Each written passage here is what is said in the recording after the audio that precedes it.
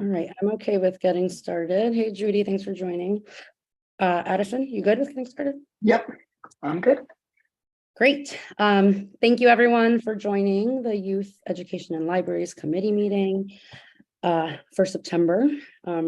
September is, we did not meet in August, and so this is the first Education Committee meeting since the school year has started.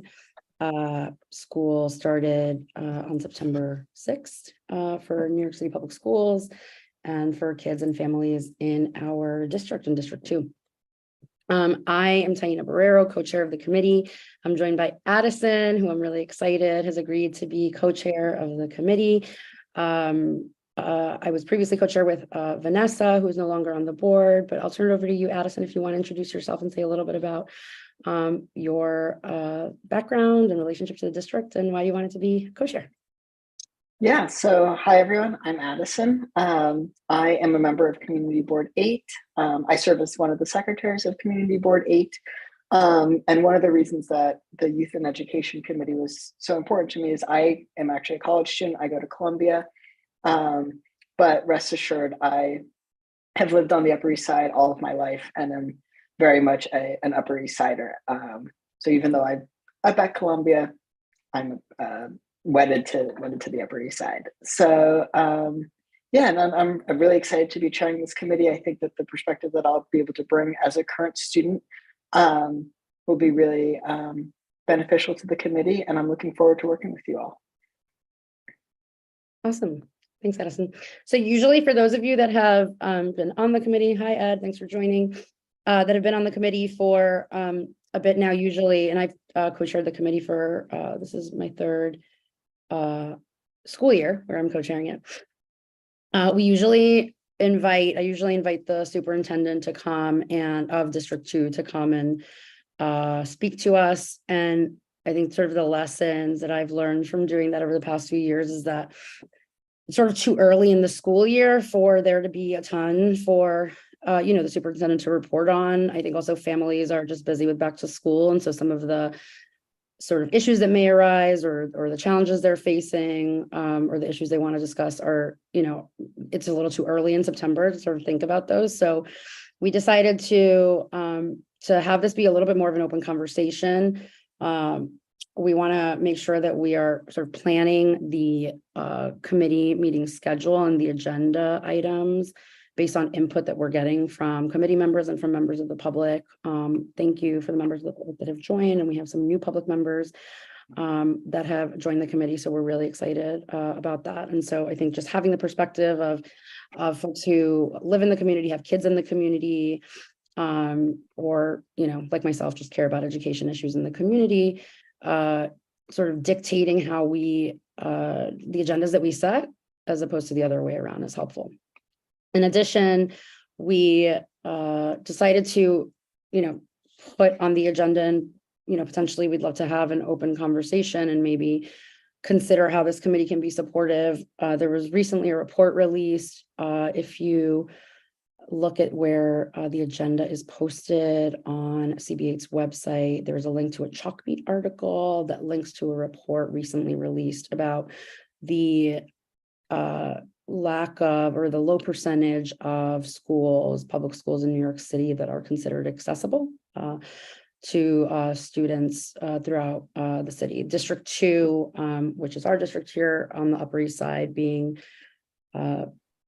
particularly bad with about 33% of schools being fully accessible to its students. And so we will have at about 7 o'clock our colleague on the board, Rebecca Lamort, join, who is an advocate and can speak personally about this issue and knows a good amount about it.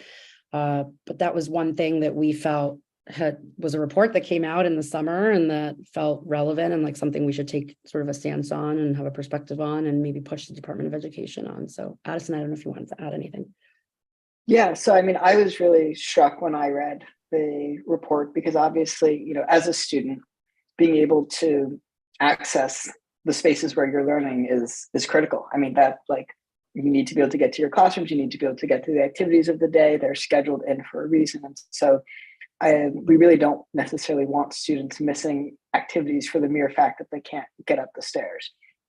or that, you know, their building doesn't have an elevator to bring them up, or that they can't use the bathroom because there's not enough space in the bathroom for them during the school day. So that's what sort of personally struck me about this, and that's why I was so excited to work with Taina on this particular issue, and thinking about ways in which our board can be helpful to address this. So I don't know if we want to open this up to reactions from people or ideas that people had, or Yeah, sure. And I think I just wanted to add, and if you click on the link, it's an incredibly helpful report that is very interactive. So it has all these interactive features where you can zoom out and sort of look at the city by district, by borough, and it provides the accessibility for each district. I mean, I think the headline is that this is a problem citywide, but given that we are a local community board, you know, I really sort of dug into our district. And so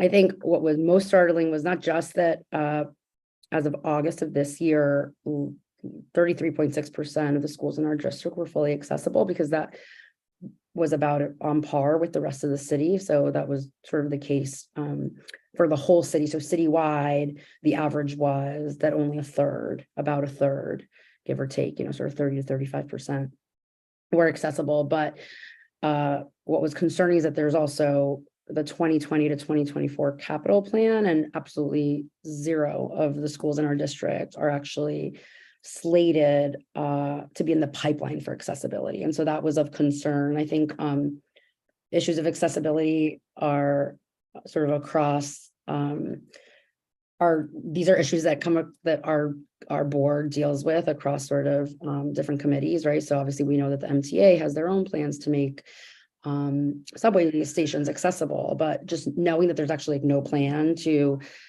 make the other 70% of the schools in our district accessible was, you know, startling and of concern. And so something that we thought this committee might want to discuss. And so I think I would love to hear from folks here. I think we just sort of as a practice, I'm comfortable unmuting people, Robert, by the way, but because it's a small group, but as a practice, we sort of use the raise hand feature if you want to speak, and then Robert will unmute you and you can speak.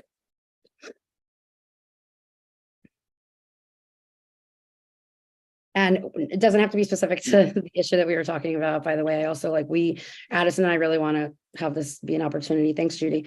We can unmute Judy, an opportunity to just hear from you about agenda topics that you want seen over the next few months, at least for now through January. Hi, Judy. Hey, everyone. I'm not I'm not familiar enough. Robert, what you have in the chat, will I be able to read that tomorrow? What you posted? Yep. Or does that be posted as part of the minutes of the meeting when you go to hear the meeting?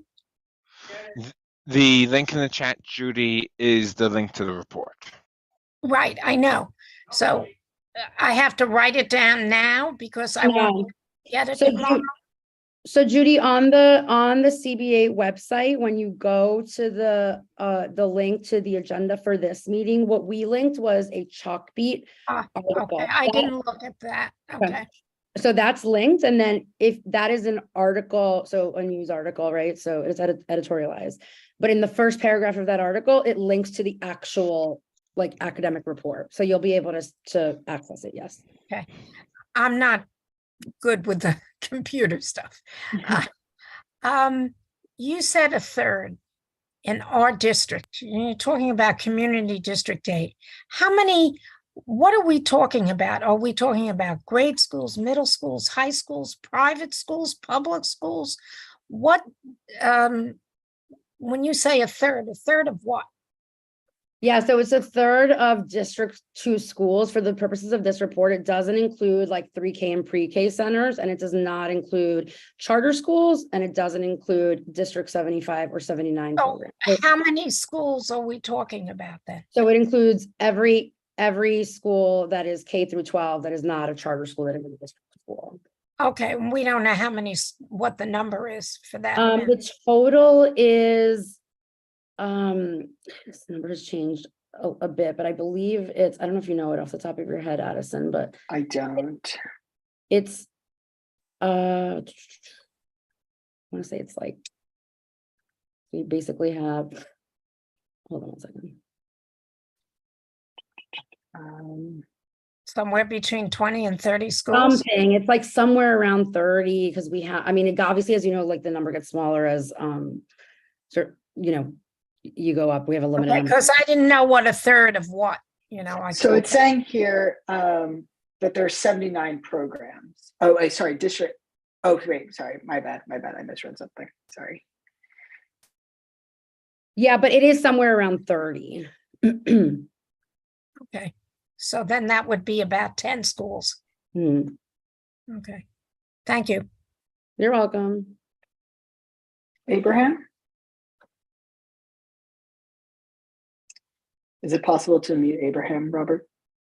Thank you very much. Yeah, I was just curious. Some of the, at least one of the articles that I saw that said that the DOE was planning on releasing its proposed capital spending budget for the next 5 years in November. So would it make sense for this committee to have a resolution? I know what else I read said that the AFC was also calling on the Department of Education to commit at least 1.25 billion towards, getting improving school accessibility. Would we want to have a resolution to sign on to something like that?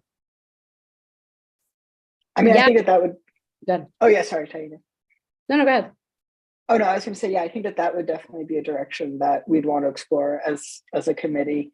And I also think, to Taina's point, I think if we were to call on the city for to increase funding or to fund school accessibility, it would make sense to have a provision in there that's specifically targeting the Upper East Side or District 2, because as we know, the capital spending that was dedicated for 2020 to 2024 didn't necessarily include improvements for District 2 schools either. So I think making sure that we want some of that money for our district would be valuable.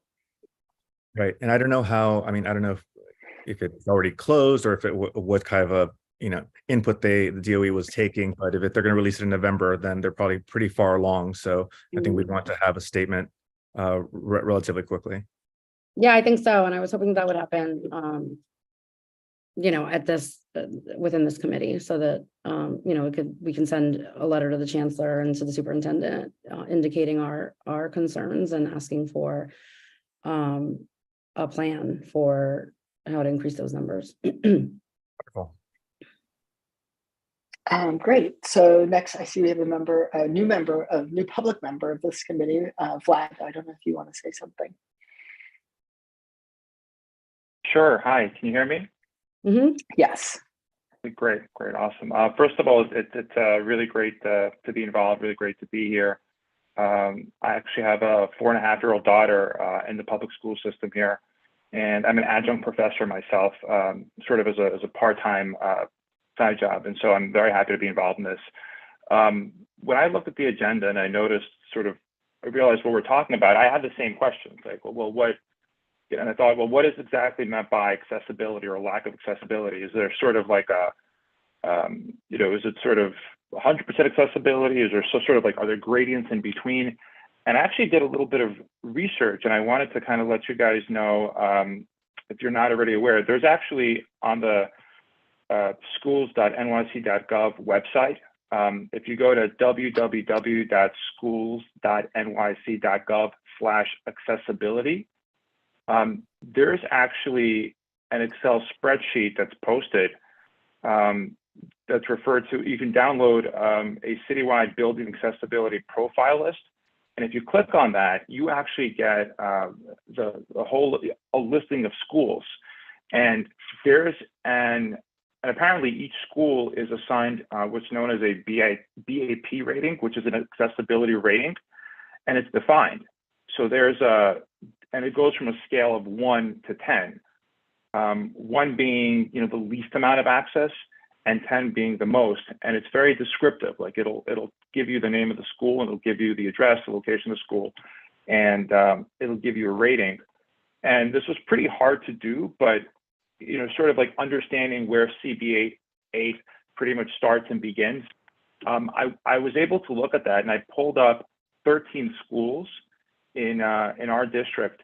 One of them is on Roosevelt Island, and the rest are here, kind of within the border of sort of CB8. And it's interesting because one school in particular, which has the least amount of rating, is a 3 out of 10. And what that means is that there is general ground floor access and at least one accessible bathroom and one accessible classroom exists on the ground floor, but certain classrooms or public assembly spaces on the ground floor may still not be accessible due to changes in elevation.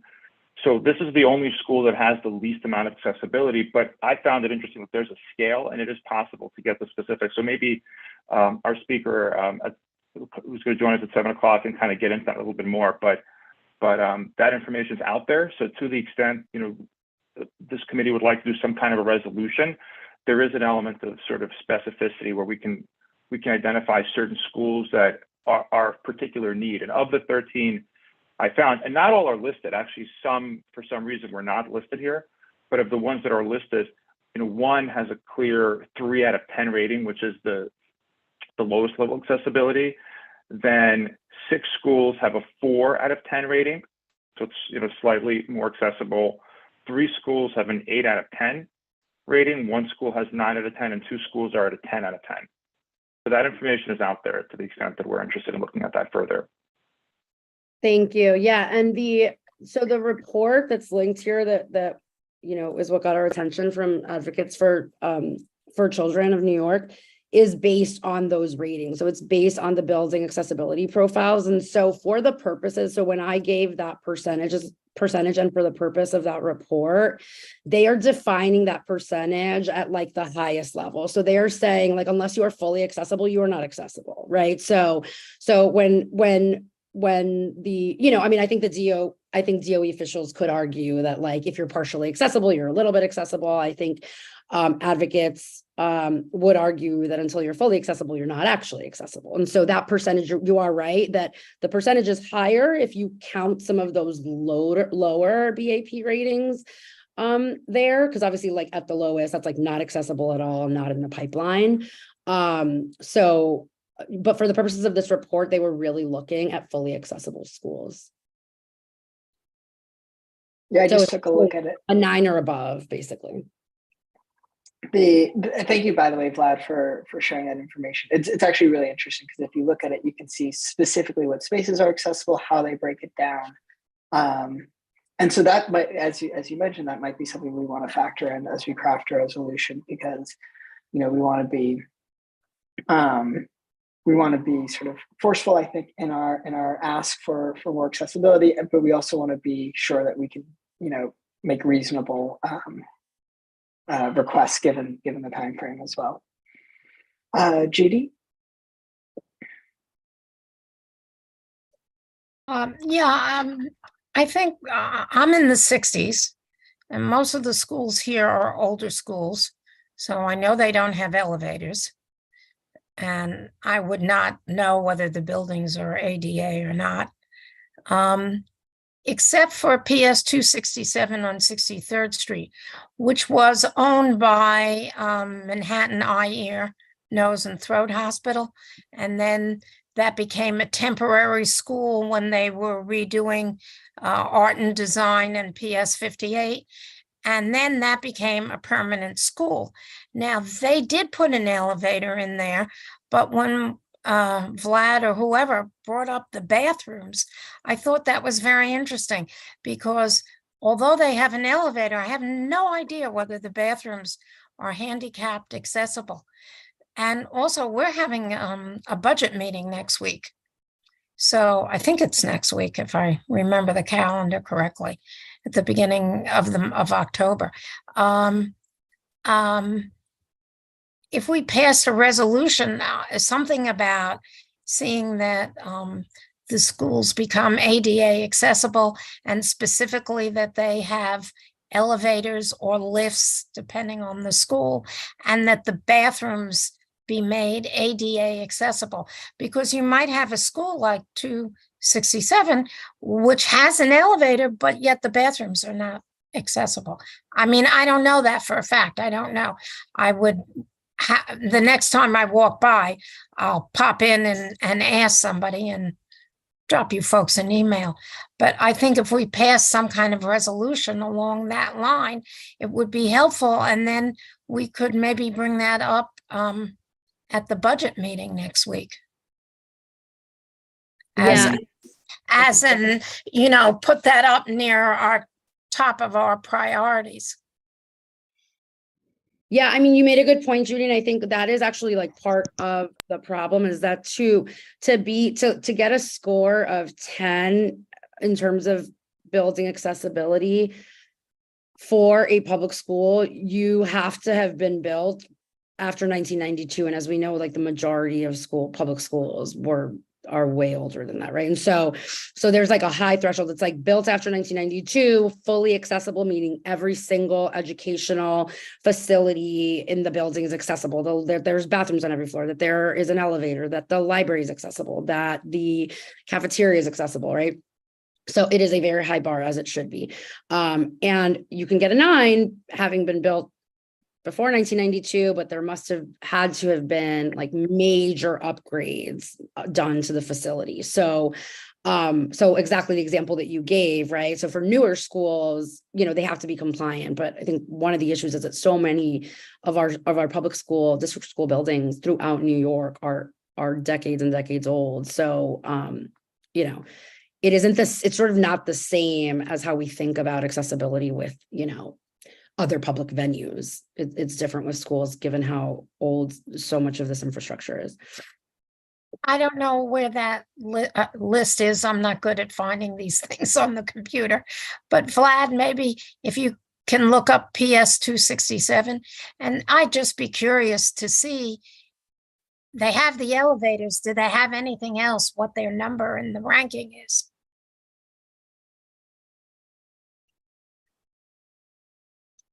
I am looking up right now to see if I can find that result in the spreadsheet.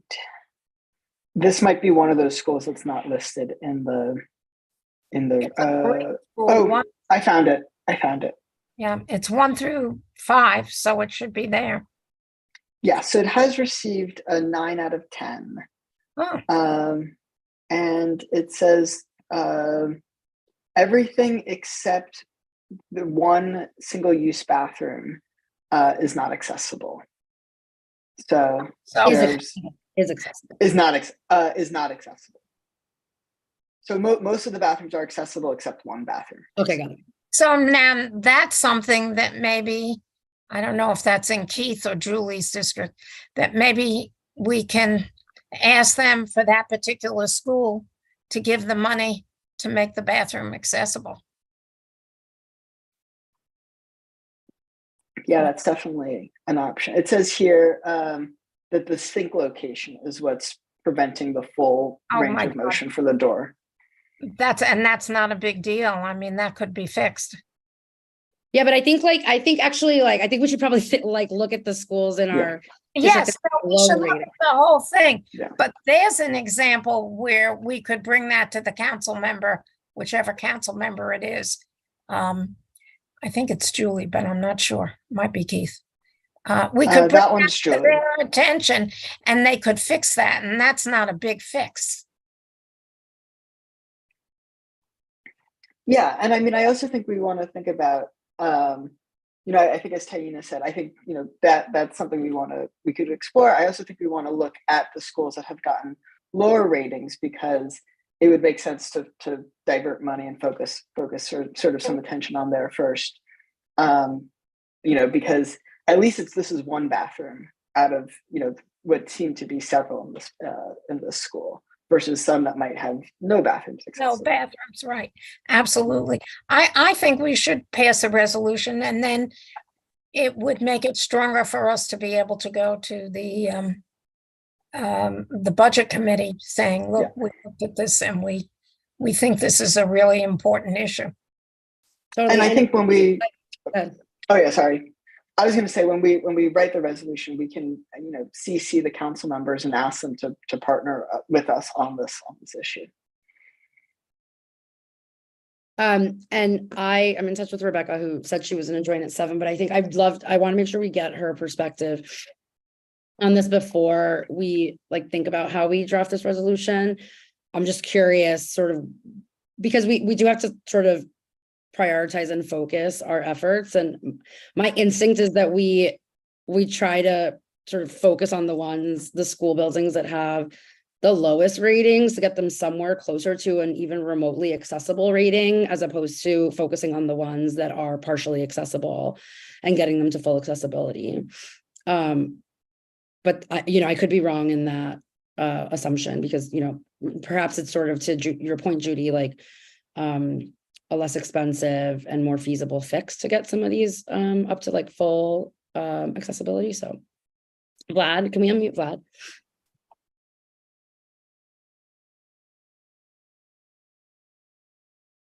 Can't hear you. No. There you go. Can you hear me now? Mhm. Yes. Yeah, I just wanted to kind of point out the one school that that stood out when I filtered it down. It was the Yorkville Community School at 421 East 88th Street. That's the one that had a 3 out of 10, and that's the one that had 3 out of 10 certain public assembly spaces that are not accessible. So I just wanted to kind of point that out as one school you might want to take a look at. And then Judith, to answer a question you posed earlier, this is across the board. We're talking elementary schools, high schools, K through 8. So this Yorkville Community School happens to be an elementary school that has the least amount of accessibility that I could see. If I can answer that, that's because that school was originally a high school. And that high school moved downtown, and then it became a public school that was a public school that wasn't zoned for a long time. We had one school with no zone on 90th Street when they tore the school down because it was old and didn't make sense to fix the boiler. It was cheaper just to tear it down. And we didn't have any overcrowding, any waiting lists at the school. So they just let the students float and they could apply to any school they wanted. And then that building became the building for, I think it's 280 is the number. I may not have the right number for that school in that location. But anyway, the reason, being a former high school, I would suspect that it would not be ADA. I would think they would be more likely, if they're building a school for young kids, to make that more accessible. But maybe that's the wrong opinion. Maybe I'm of the wrong opinion.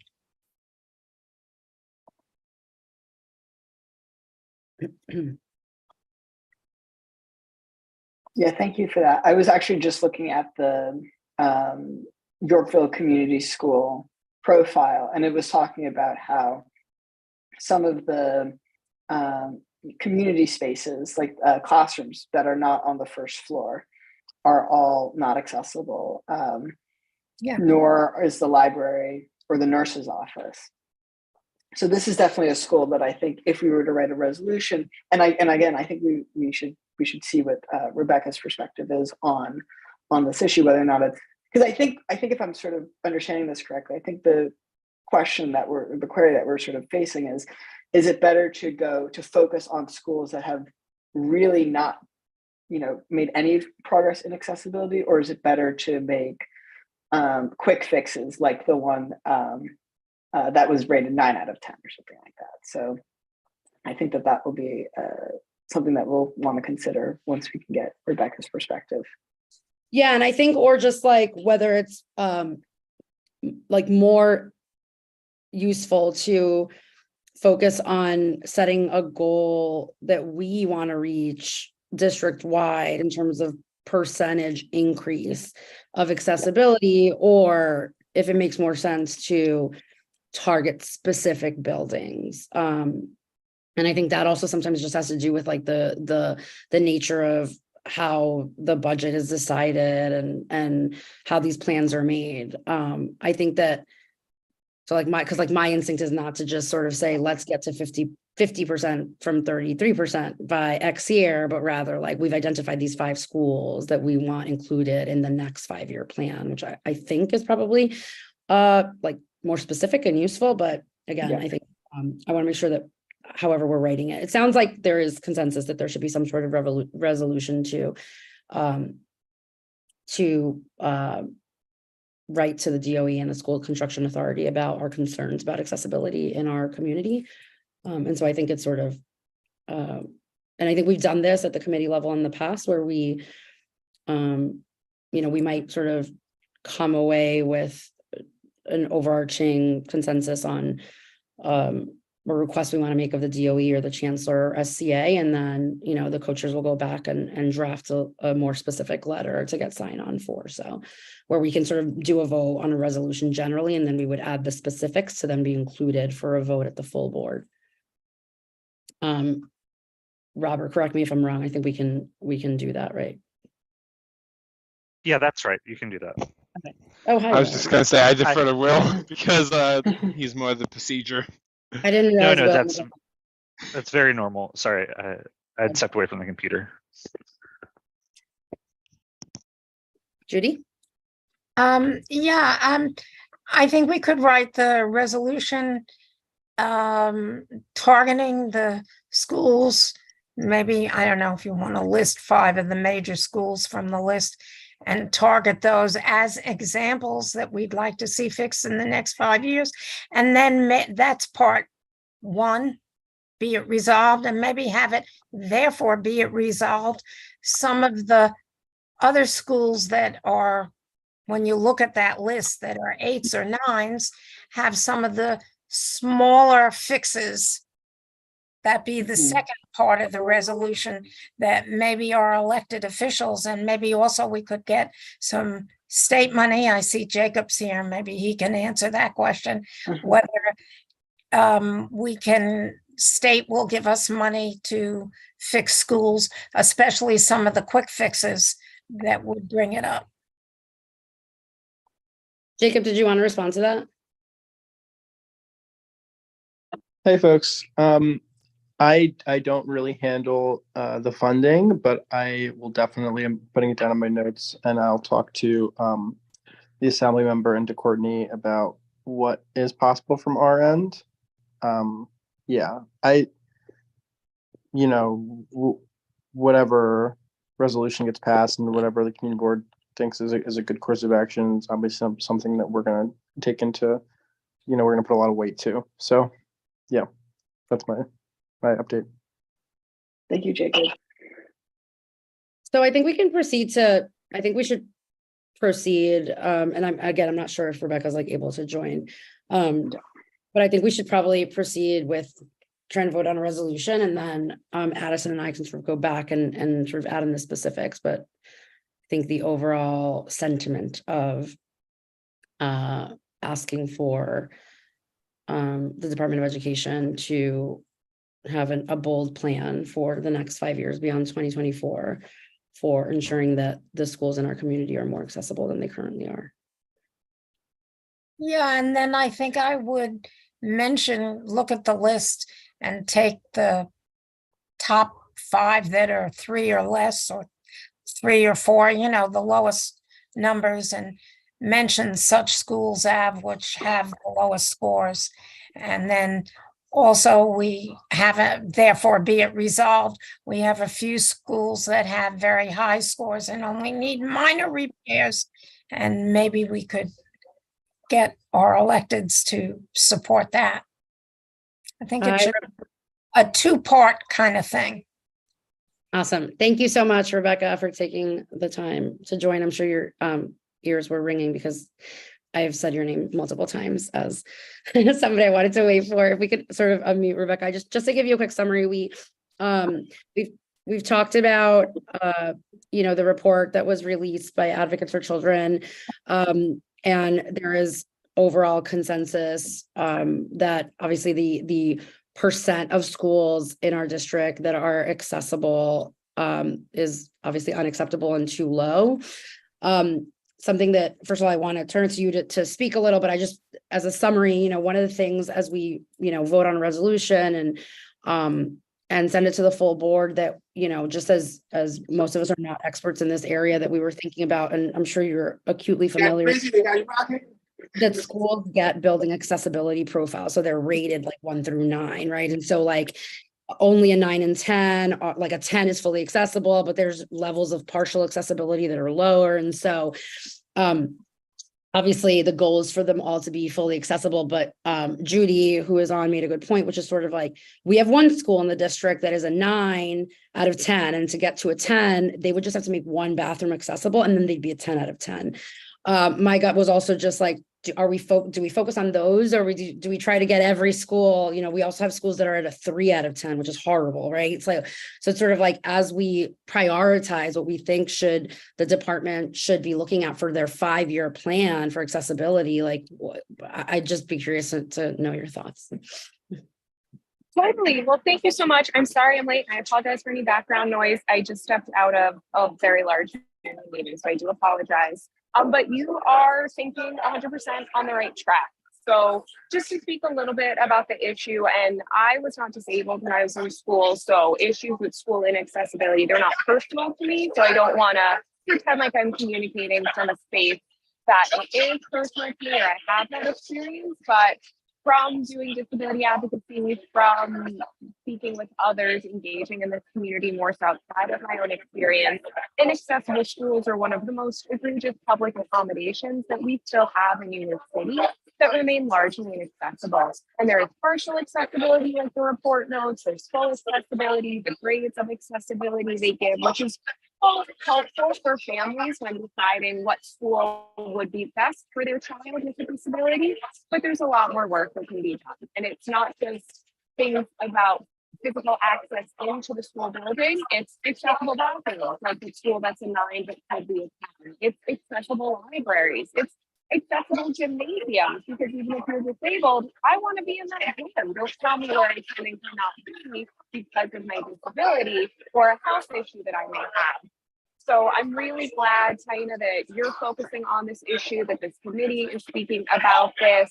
I would recommend that we look at prioritizing tiers of work. The school that's a 9, where it needs one smaller financial upgrade to get to that 10, prioritize funding for that when we send a letter to the department, ideally, and then work through the grades in that level, where the schools that are closest to accessibility, let's make them fully accessible, because those will be easier monies to get.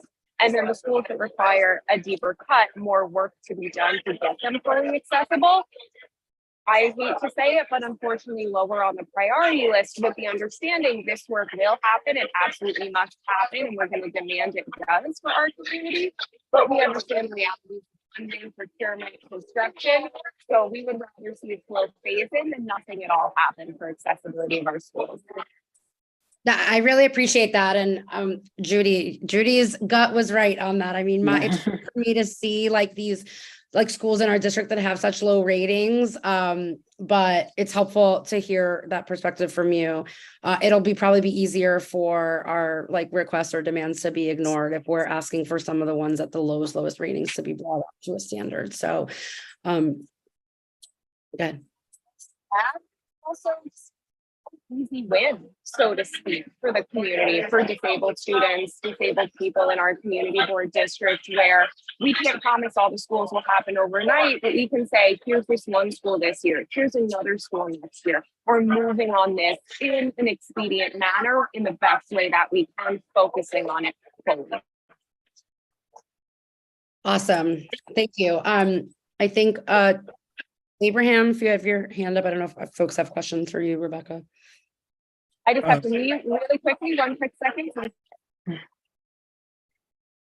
For me, it wasn't a question. It was just more to say that, yeah, I mean, I think in our resolution, we should say, you know, while our aspiration and goal is to ensure that all schools are 10 out of 10, recognizing that within our district, we have and identify the schools that are, you know, within reach, that we would stress that the prioritization should be to help those schools that are within reach to be able to reach that 10 out of 10 level.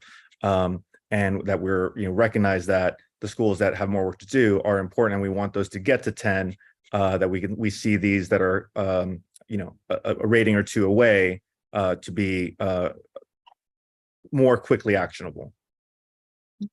Yeah.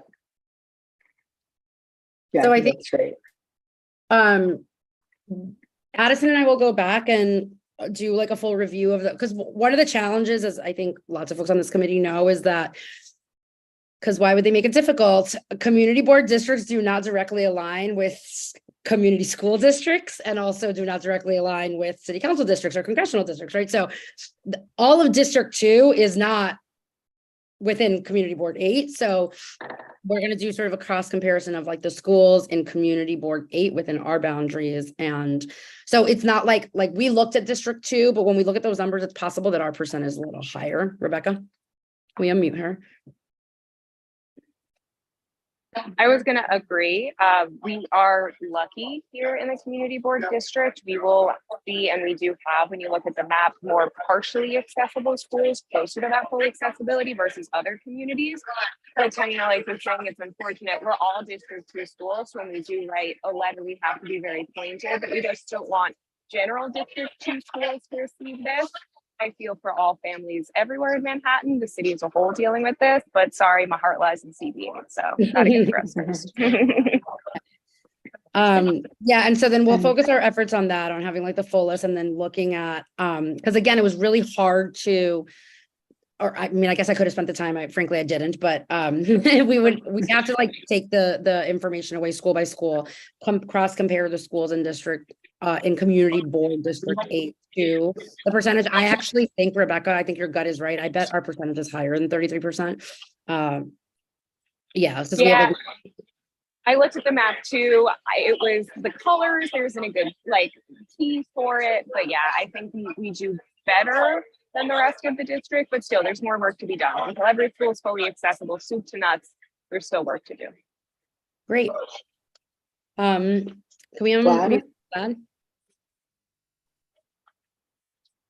Hi, yeah. So I spent a little bit of time over the weekend. I think the 3 schools that are currently at an 8 out of 10, which is literally 1 point away from fully accessible, are PS 158, Bayard Taylor, Yorkville East Middle School, and Eleanor Roosevelt High School. Those are 8 out of 10. So if you just get it up one more level, they'll be fully accessible. Yeah. Thank you. And I think I think Rebecca's point is very well taken, which is that it's a lot easier to say like, hey, look, we need money for this specific thing. We need this bathroom to have this sink moved, rather than to say, give us, you know, X amount of money for some project that could take, you know, years and could disrupt students' learning, for how many years, and, you know, to get that 3 out of 10 up to, you know, an 8 out of 10 or 9 out of 10. Can we unmute Judy? Vlad, what happened to PS 263, which you said was a 9? That was the one with the sink in the wrong place. Mm-hmm. Well, the thing is that, or were you just a talking 9? about middle and high schools? A 9 is considered fully accessible. So if the idea is to bring more schools up to fully accessible, the ones that are ranked a 9 as well as a 10 are fully accessible. It's just that the 3 schools that are at the 8 out of 10 level, those are the 3 that I mentioned. You bring those up to a 9, that's considered fully accessible. I didn't understand that. Okay, but I still think we should get that sink moved. Well, I make a motion that that we pass this resolution, and we'll let Addison and Taina put it together as they've just mentioned. Great. Rebecca, did you want to second that? I saw your hand up first. Great. Second, and I'm happy to help write it if you'd like as well. Thank you. Call the question. I'll second.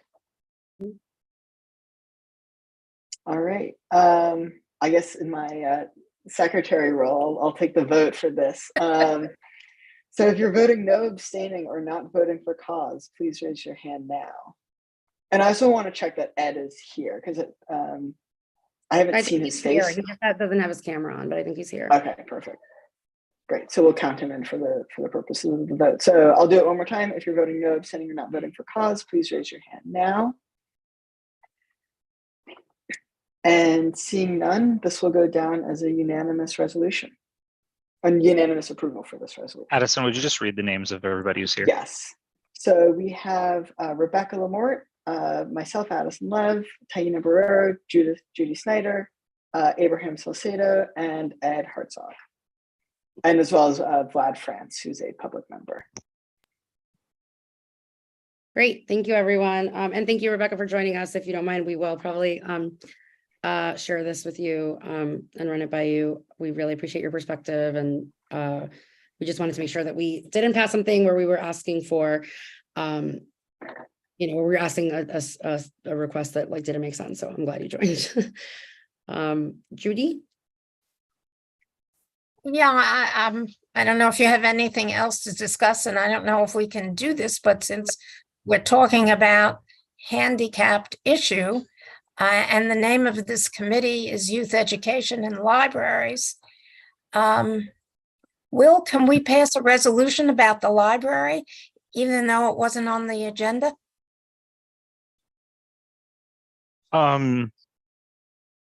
Yes.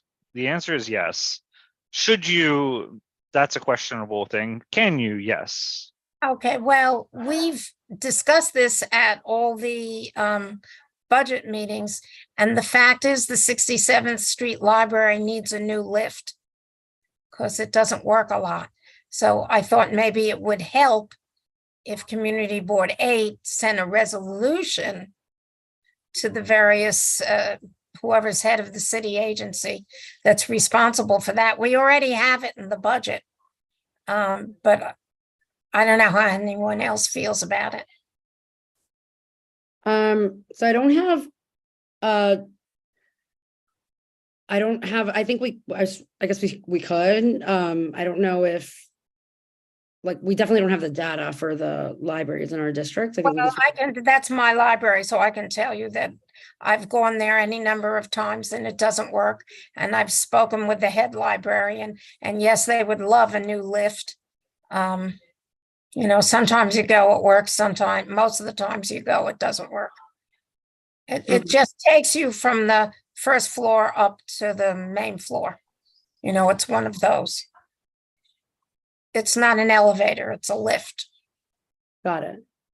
And then I just want to make sure I'm being, mindful, because I think we all have to sort of learn that the term handicap is not an acceptable one really anymore. So we should really be talking about our families and our kids in our community as individuals with disabilities. And as I've learned about this issue over the years, the reality is individuals with disabilities doesn't just mean somebody that is physically disabled and needs a wheelchair, but a lot of other disabilities. So I just wanted to say that. I think for the libraries, I just don't know if we have like a full, and I appreciate that, Judy, because personally about that library, but I don't really know what I just thought, since we were on the topic, that we might want to add it, but it doesn't. I mean, we've already put it in our budget. Okay. I think we voted on, didn't we vote last month, Will, on the budget? No. So that was the preliminary discussion. There will be another public hearing later this month. I don't have my calendar in front of me. That we'll vote on it. What I would suggest is, at a future, we'll put it in our budget priorities again, I assume.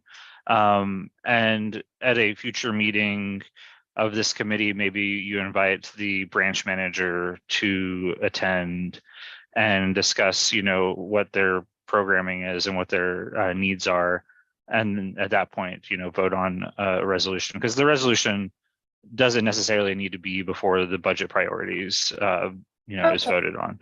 Taina, we'll talk about it offline. There's a little issue there that I can't go into now. Okay. Okay, got it. We'll talk about it offline. Thank you, Will. Absolutely. All right. So thank you, everyone. if there are any new business or old business items, or if anyone has anything else they want to share, please raise your hand. Rebecca. Sorry, really quick. I was just walking to the car. I apologize for the darkness now. I just want to be sure that when we do the resolution, we're just not going to use any language that's just outdated and not accepted in the community anymore. So I'm more than happy to help to be sure, you know, things like disabled instead of handicapped and things like that are used. So please use me as a resource. I just wanted to add that again because I know I had to jump off really quick. It's okay. Thank you so much. I think you might have like not heard. I just said that. And I actually, I feel like we need to say with disabilities. I was saying that I've learned so much about this, and we should not be using those terms, and that disabilities come in many forms. And it's not just some child being in a wheelchair. It's lots of, you know, different disabilities. So thank you. I appreciate that. And thank you for being an advocate on this issue on the board. I've learned a lot from you. About this, so we will make sure, but we're gonna come to you anyway to make sure that you that everything we're putting together in the resolution and the letter makes sense. And just so everyone knows, I think we will make sure that this goes to the chancellor, and that all of our local elected officials are copied, and the appropriate sort of folks in the city council that deal with like the DOE budget, like the education committee chair, et cetera, are included. I like to sort of send our resolution sort of far and wide, so folks know that we, you know, are paying attention and that they hear from us directly. Jacob? Yeah, hi, sorry. I would just be remiss if I didn't say that the governor recently signed a bill that was sponsored by Assemblymember Seawright to officially change the language of how we talk about people with disabilities in New York state law. So I'm happy to kind of get that bill text over to this committee so you can kind of follow it and be in compliance. Okay, great. Thank you. All right, does anyone else have any issues of old business or new business, or should we take a motion to adjourn? So moved. Great. All right. And I have a second from Judy. Great. Thanks everyone for joining, and we look forward to reconvening next month and hoping to get unanimous support for this important resolution at the next board meeting. Have a good night, everyone. Thank you.